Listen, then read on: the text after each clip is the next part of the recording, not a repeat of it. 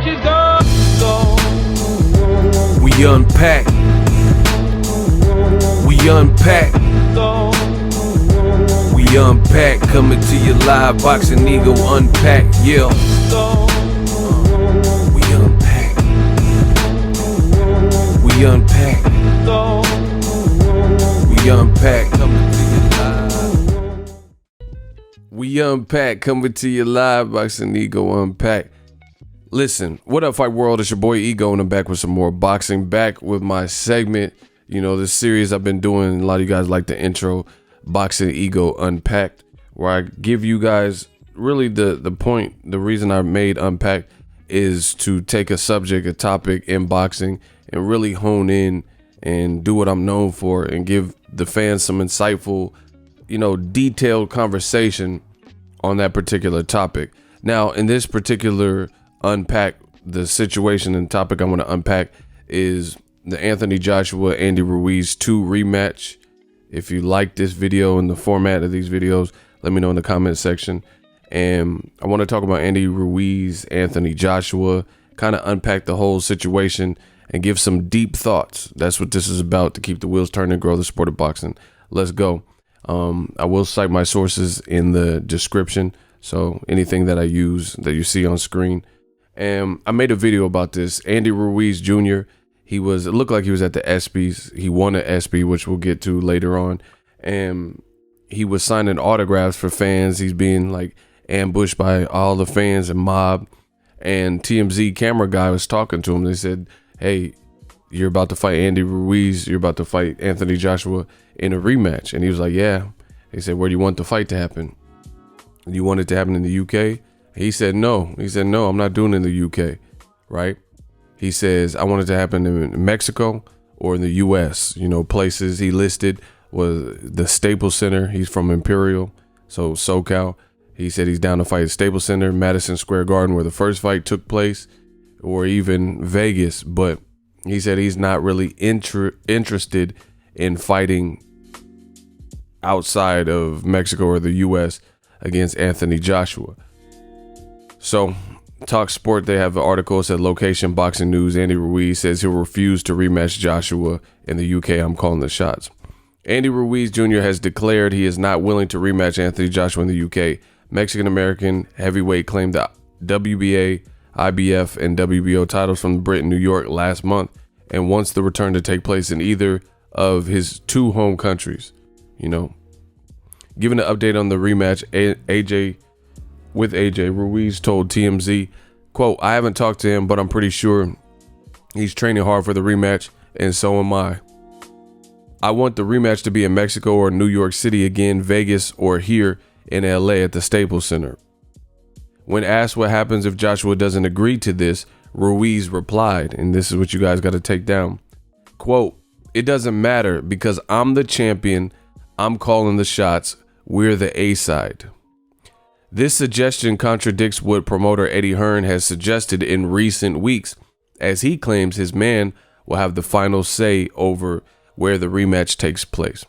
Hearn said the two front-runner options are November 29th at MGM in New York or December 14th at Principality Stadium in Cardiff. However, Ruiz insists he'll point-blank refuse the second of the two choices. You know, regarding whether he'd be open to fighting Joshua on away soil, the champion simply replied, no UK. You know, Mayweather even, he weighed in and said, yeah, I'll read the quote for you. But TMZ asked him about getting his ankles broke in part of the Bone Collector's collection. He said shit happens regarding Joshua. Let me get to the quote. He said, any given moment, anything can happen. It's boxing. Anything can happen. He said, can he bounce back? Absolutely. Like I said before, in the sport of boxing, shit happens. So, you know, a lot of people are pitching it as if Floyd said that he's absolutely picking Joshua to win the rematch, but he didn't really say that. He just said, can he bounce back? Absolutely. At least from the interview I seen. You know, however, I did do a video about this. Evander Holyfield, the real deal Holyfield, picks Andy Ruiz. He likes Andy Ruiz's pressure, and he doesn't think Joshua is equipped to deal with it. Now, bottom line is, this is a dangerous fight for Anthony Joshua. You know, Eddie Hearn has to be sweating bullets because he's all in. He has to put all the chips in with this Anthony Joshua situation because there's so much riding on him. And I think Eddie Hearn's starting to face different pressures. This is just my opinion and speculation. I think he's starting to face different pressures because he came over to America and he was very boisterous and telling everybody his plans for an American takeover. And I think he thought it was going to be easy. He thought it was going to be easy to do and duplicate some of the successes that he's had in recent memory in the UK, in the USA. But on my channel, New Media, one thing that I told you guys is it's not that simple. You know, you can't just come over and have like an arrogant, pompous attitude, act in the way that I believe Anthony Joshua and his team and Eddie Hearn acted. You know, things like doing several interviews, kind of taunting American public, outcasting American media, being caught in several contradictions and these sorts of things, and then expect to just win over the crowd and win over this new audience. The other thing with Anthony Joshua particularly is, one thing I like about Andy Ruiz Jr. is he seems humble down to the core. I think that's just who he is. So you want to root for guys like that. Like when I see Andy Ruiz, this man just glowed up. He just did the extreme level up. There is no other way as a boxer that you can really level up greater than this, unless maybe if you beat Floyd Mayweather or some shit. But this man went, as you guys could see, this is his verified Instagram account. He literally, before he fought Joshua, nobody was talking about him like that. He had 67,000 Instagram followers. And as you guys see right here, he has a whopping 1 million plus. And I don't even think his account was verified beforehand. I don't think his Instagram was even a verified account. He didn't even have the blue check mark. That's what I'm saying. Instagram wasn't even checking for him. But now all of a sudden, it just goes to show you this is the greatest sport. One night, a man decides his victory, deals with adversity. And I think him getting knocked down and how it all played out played into Andy Ruiz Jr.'s hands. Like if he would have just went out and just destroyed Joshua, right? He would have obviously gotten props. But doing it when he was under siege and under duress made it even greater. You know, this is like true Rocky Balboa, you know, Hollywood, you know, some $1 Million Baby, some like Cinderella Man shit, some real movie shit. You know, the fact that he got chinned, dropped, and he, you know, you see the look on his face like, whoa, what was that? And he got up like a man and just went into the fire. I think that's what resonated the most. Again, like let's say from round 1 all the way to the stoppage, he just bodied Joshua. He would have got props for that for sure. But I think people respect the performance. One thing I do, and Andre Ward actually gave me credit when he was about to fight Kovalev on Kovalev week. He says, like Ego, he spends time with the fighters and he humanizes them, you know, and that's a lot of people like that approach. So like me, I've spent time with fighters and, you know, have a lot of them in my contacts, and, you know, more so than I even like, I built this brand and this empire without having to lean on that. You know, I could just hit up fighters, the ones that I know, and always try to bother them. So I just don't like to bother people like that, you know. But you got to humanize the sport. And I think Andy Ruiz is as human as they come, you know, when it comes to it. You genuinely want to see him do well. Like, look at the look on his face, him with his girl, him holding the belt, him right around, and, you know, got the little GoPro on the whip. He looks like jovial. He looks like a kid. Even when he won, he was jumping up and down like a little kid. He looked like a little kid. Like, it was just, it's phenomenal. And I think that's why people fuck with boxing. People like true underdog stories. Me personally, I love underdog stories. And I love to see people, you know, just good people win. And I think Joshua, he played his hand a certain way. And I've always said this on my channel, so it's not like I'm just saying this now. I feel Anthony Joshua didn't make himself relatable to American audiences. You know, he kind of had a nose in the air, snooty type attitude, like, pardon me, do you have any Grey Poupon? You know? And meanwhile, Andy Ruiz wearing snapback caps and coming out to Nipsey Hussle. You know, rest in peace to neighborhood Nip. You know, last time that I checked, it was 5 chains on my neck. Andy Ruiz is just a people's person, and like I said, he just seemed like a cool dude. Like someone you could drink a beer with or just chill with, have a margarita, just talk life. I don't think Joshua did a good job making him relatable. He seemed like a separatist, if you will, where like the way his team acted, their demands, what they required out of boxing, it's hard to connect. At least that's how I took it. You know, even when Joshua lost and then he went to Harlem or wherever and he was at the basketball courts, he just looked out of place. You know, he's like, oh yeah, I'm not good. I don't play b-ball, but I came to play basketball.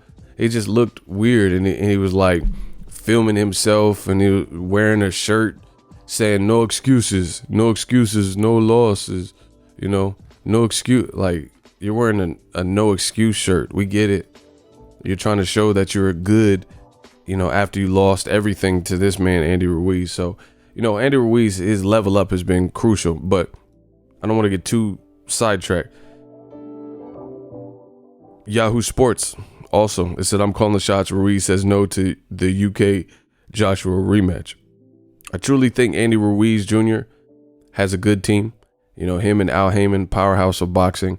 And I know he's probably thanking his lucky stars, because you got to look at this. I look at boxing, you know, the before, the after, the current and all that, and I try to forecast a little bit. Andy Ruiz was just contemplating retiring from boxing because things weren't really going his way. I think he was having some financial troubles and financial woes. And one thing I've learned in life is once you go through that pure bottom, if you keep your head on straight and keep a level head to yourself, you know, and don't like check out and give up on yourself, that's when the sunny day comes. At least in my life, you know, that's what I've noticed in life. You know, some of the worst of times where it's like, God damn, when it rains, it pours type thing.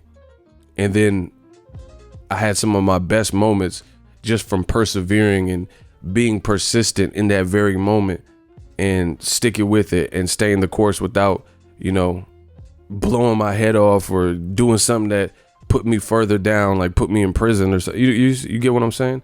So I think Ruiz kind of had that moment too. And that's what makes this whole thing like pure nirvana. Is very euphoric, because I think he was talking about, he said it, you know, he was talking about quitting boxing.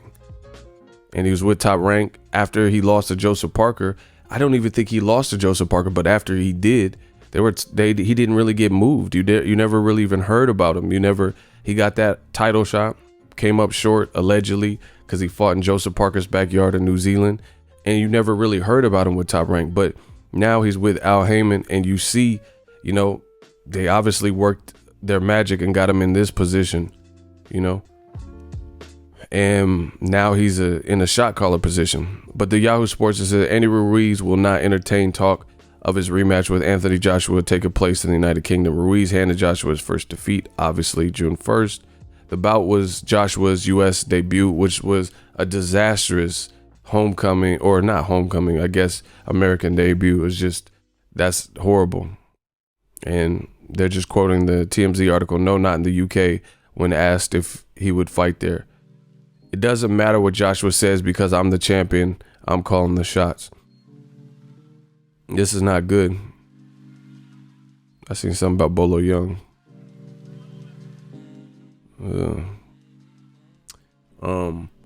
I do think he is calling the shots. You got to look at it. 2 days ago, he just won an ESPY award. Right here. Shout out to E! News. Best upset. He was competing against NCAAF, right?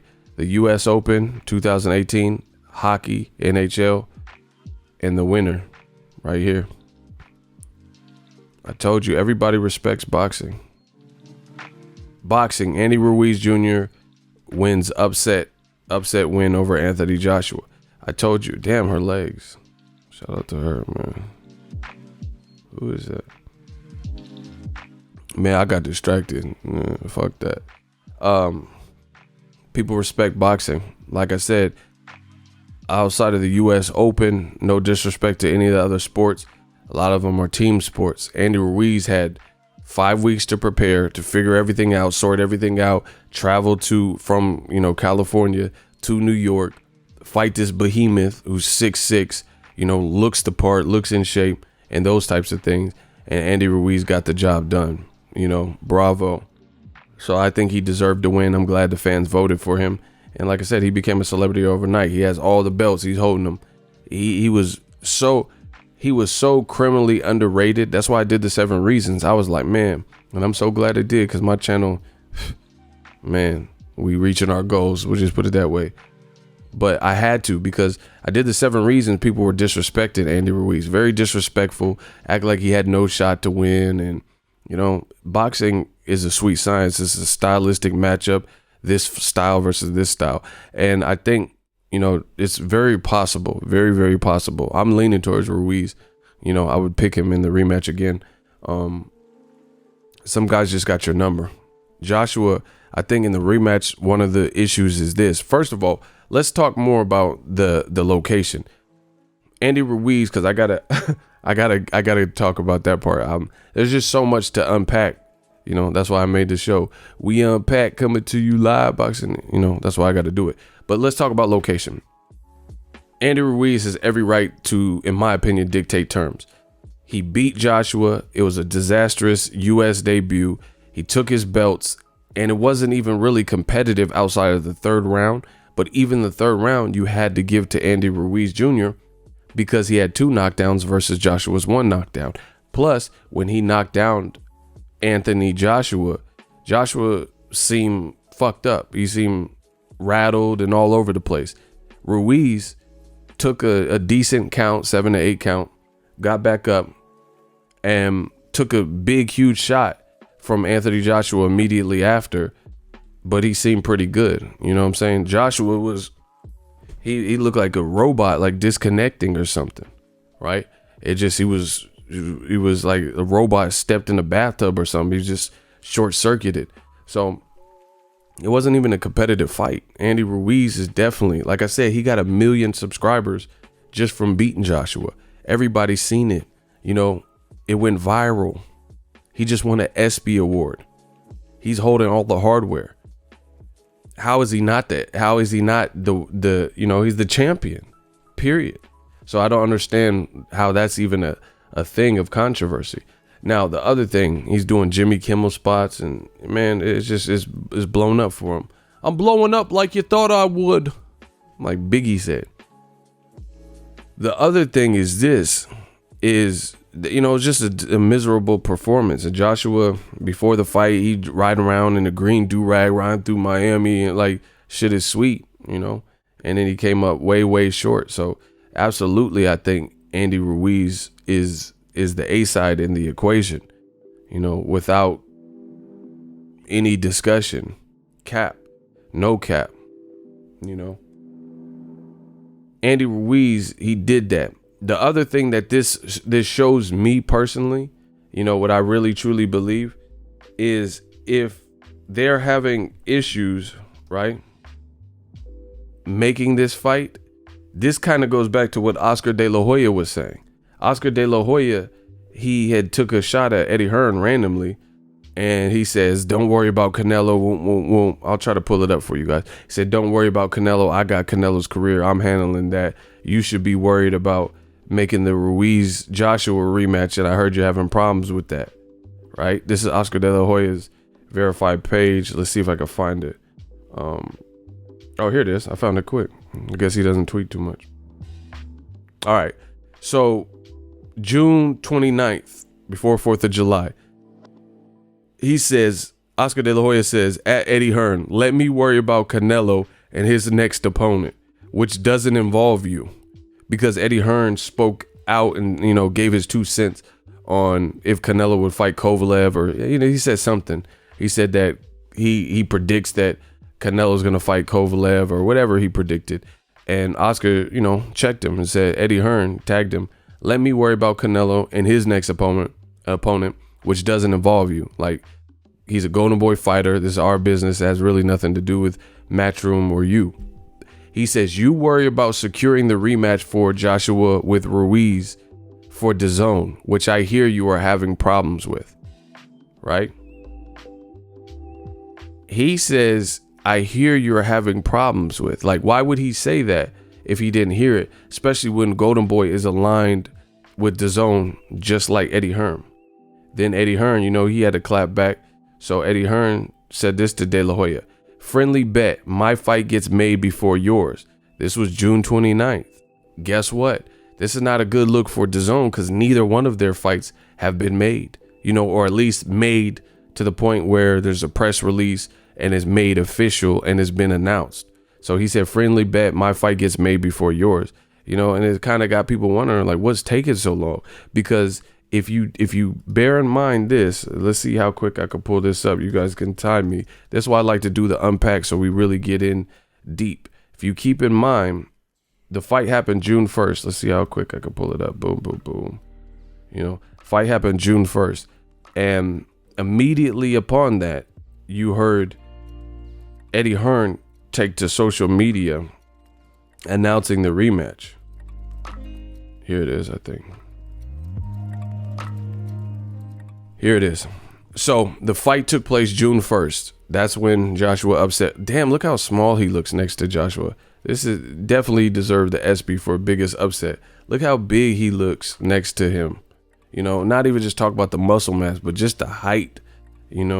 How did Joshua, why was his jab so lazy? How did he let someone this much smaller than him and this much shorter than him, find his way on the inside to the point where he could, with shorter arms, send the shorter shots and land on the chin, especially with Andy Ruiz's fast hands. But back to this. The fight took place June 1st. By June 4th, as you guys see on the screen, Eddie Hearn had posted this. After meetings with Anthony Joshua, Rob McCracken, and the management team in New York, we have today triggered the contracted rematch clause with Andy Ruiz Jr. The fight's going to take place November, December at a venue to be confirmed shortly. So you guys see right here, great thing about Instagram, great thing about social media and what I do in new media. Timestamps. Everything is documented, paper trail. So this was 5 weeks ago. So there is a rematch clause. We all know that. There's a rematch clause. So he has to fight him next. But this leads me to believe that De La Hoya's tweet, there's some reality to it. He says, you worry about securing the rematch for Joshua with Ruiz for DAZN, which I hear you are having problems with. 5 weeks to negotiate a fight that, see, listen, I'm not the smartest brother in the world, but I'm also not stupid, And the thing is this. Joshua was supposed to fight Gerald Big Baby Miller. Fact. Gerald Big Baby Miller failed multiple drug tests. Fact. He had different components and different banned substances in his system. So as a result, they had to put together something, and they had about 5-6 weeks. They reached out allegedly to Luis Ortiz's team and had some text conversation, this, that, and the third, right? So how is it the first fight, if what Oscar De La Hoya is saying isn't true and my speculation isn't true, then how is it the first fight was put together after Gerald Miller failed a drug test and you had about the same time frame, but a contracted given rematch that is imperative to the career of Anthony Joshua? I just showed you guys 5 weeks ago, he triggered the rematch clause. How hard is it to negotiate? It says the fight will take place in November, December at a venue to be confirmed shortly. 5 weeks ago is not really what you would call short, at least to me, So this leads me to believe that there are certain sticking points that Al Heyman and Team Ruiz are pushing the issue, and then that's why it's taking longer. Like it's not a good thing, I don't think. Let me see if I can find. There was another tweet that I was gonna show you guys. To me, that's not a good thing. So this is just a quote from Michael Benson, who's quoting ESPN. Eddie Hearn has revealed that a decision is still yet to be made for Andy Ruiz Jr. versus Anthony Joshua rematch venue, as there have been a few late alternative approaches. He added that the UK and the USA remain front runners they expect to choose this weekend. So to me, I want to know why it's taking so long. Why is it taking so long for a said rematch that we know they're both down to rematch each other? Andy Ruiz really has no choice because it's a contractual thing. Joshua says he wants the rematch. Joshua did a vlog a couple days after, like probably June 3rd or something. He did a vlog and he was like, "Oh, I did not have a panic attack. You guys know me. And I want the rematch, and I want to rematch, maybe where it went wrong for me, in the Madison Square Garden." So to me, that shows that there probably is some behind the scenes turmoil. I really think, this is just my speculation, in my heart of all hearts, I believe that Eddie Hearn underestimated this man so much to the point where they didn't specifically spell out and specify every minute detail, because of course they had a rematch clause, which is very, very standard. So they had a rematch clause. They had the basics. You get what I'm saying? They had the basic parameters established. Okay, we're going to fight in November, December, and there's a rematch clause. But as far as the fight, if it's going to happen on DAZN, I don't know if that's a given. I think PBC might have options on that. And listen to what Andy Ruiz is saying. He's saying no UK, not in the UK. First of all, Andy Ruiz says he'll do it in the UK for $50 million, right? And, that's a lot of money for the UK to try to come up with, especially it's a danger, because what if they come up with 50 million and it's a two-peat and Andy Ruiz knocks out AJ again? That's going to be horrible. That'll be terrible. You paid the man 50 million. He goes back to PBC. PBC got all the goddamn belts.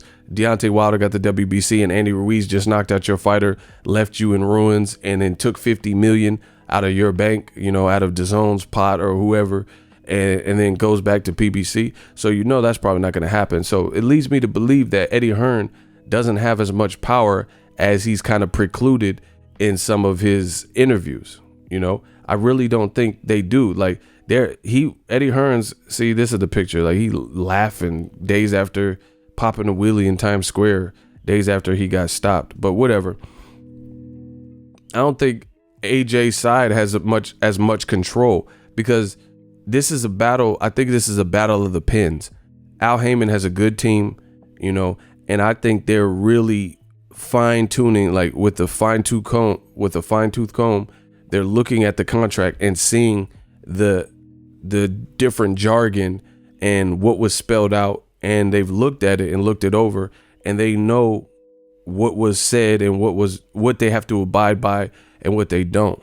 And I think that's what's giving Andy Ruiz the confidence, because Andy Ruiz, this is the video. I'll link all this stuff in the description, but it says Andy Ruiz to Anthony Joshua, "I've got some demands," and it got 100K views, right? He sounded confident. He looked up, he said, "No UK, Mexico, USA." What would give him that type of confidence? What would give him that type of confidence if his team wasn't advising him? He's the fighter. I'm pretty sure he's probably not looking at the legalities and the legal, legalese and shit. But he sounds confident that he knows it's not going to happen in the UK, or that he doesn't want it in the UK. So I feel his team must be telling him, we don't have to fight him in the UK. And I agree with that. I think they're doing the right thing by not making the fight in the UK. Look at the Joseph Parker fight. And see, this is the thing. Joshua looked like a nervous wreck walking out to Madison Square Garden. He looked like whatever happened, his whole team looked like they were attending a funeral, like they were pallbearers.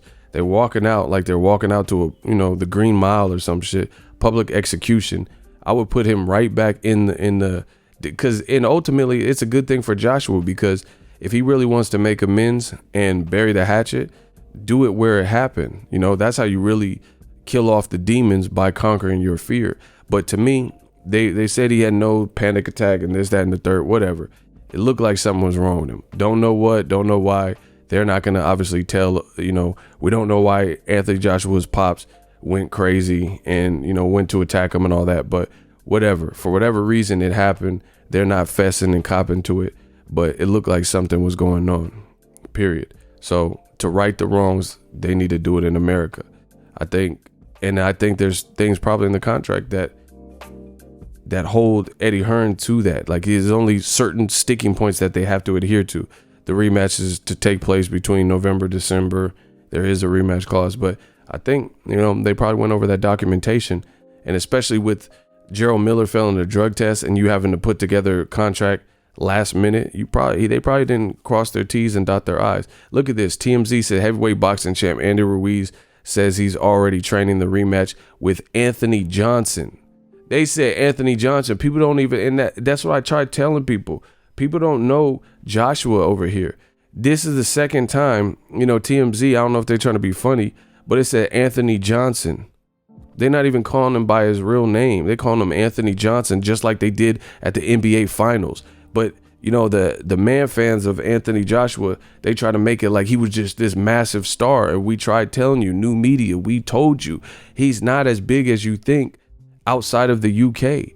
I seen a video of Joshua from his Snapchat where he was on the 6 train and he's on the A train or some shit in New York. Nobody even knew who he was. It was a crowded ass train. Nobody even knew who he was. So stop it. Let me know what you guys think. I do think Andy Ruiz is onto something. Him and his team probably looked over the documentation. I don't know if it's going to happen in the UK, you know, and I wouldn't give him that advantage. Why? He didn't do anything. It was a one-sided fight. He lost all his belts. Create more anxiety. You know, it's strategic. It's just like football. If it's the fourth quarter and you're up by 2 touchdowns and they're desperate, they're going to have to go for onside kicks. They're going to have to do stuff. You burn up the clock. It's a strategy. You burn up the clock. Take a knee, you know, make them blow and waste their timeouts. So this is a strategy. I think Eddie Hearn is, you know, didn't cover his tracks most likely, and we'll probably see the fight there. Also, I think DAZN, you know, they're a U.S. Eddie Hearn, and I'll probably make another video about it because I'm going to wrap this up. But Eddie Hearn, I think he's trying to please Sky Sports, which is a UK-based company, and DAZN, which is creating conflict. Sky Sports wants what's in their best interest. DAZN wants what's in their best interest. They're trying to take over and say pay-per-view's dead, take over the U.S. market. So they're trying to have the fight probably on the U.S. soil and U.S. time. Eddie Hearn knows this is do or die for Anthony Joshua, so he just wants him to fucking win. So if they have to get judges and refs and crowd advantage over in the UK, then that's going to make Joshua more comfortable. That's what he's willing to do, you know? So you got different conflicting mission statements. And the funny other thing is Joshua's team is adamant, and they vehemently said there was nothing wrong with Joshua. Nothing happened in sparring. The Joey Dwecko rumors, that's everybody just making up shit. There's no black eye. There's no reason the dad was mad. He was only mad over some goddamn chef and some food and the house they were staying at. Joshua didn't have a panic attack, and I know he was perfectly fine. Andy Ruiz was just a better man. All right, great. So with that being said, you have no reason to not fight. Why would you want to move it to the UK then? If everything went great, you know, behind the scenes, and the only thing that failed was the game plan, then you should have no problem fighting America. Why would you be desperately trying to get the fight back in the UK if he didn't have a panic attack? See, you guys gotta look at this stuff. This stuff don't really make sense. He had no panic attack. All right, put it back in America. Period. Why would they do you any favors and put the fight in the UK where it'll be on an awkward time for Americans? There's less money in the UK for big fights. The main exposure and the main pot would be America. Then why would you need that? You know, nothing was wrong. You had no panic attack. So to me, that doesn't make sense. Either way, I'm not pressed about it. We're going to find out in the rematch who's what, and may the best man win. Let me know what you guys think. We unpack.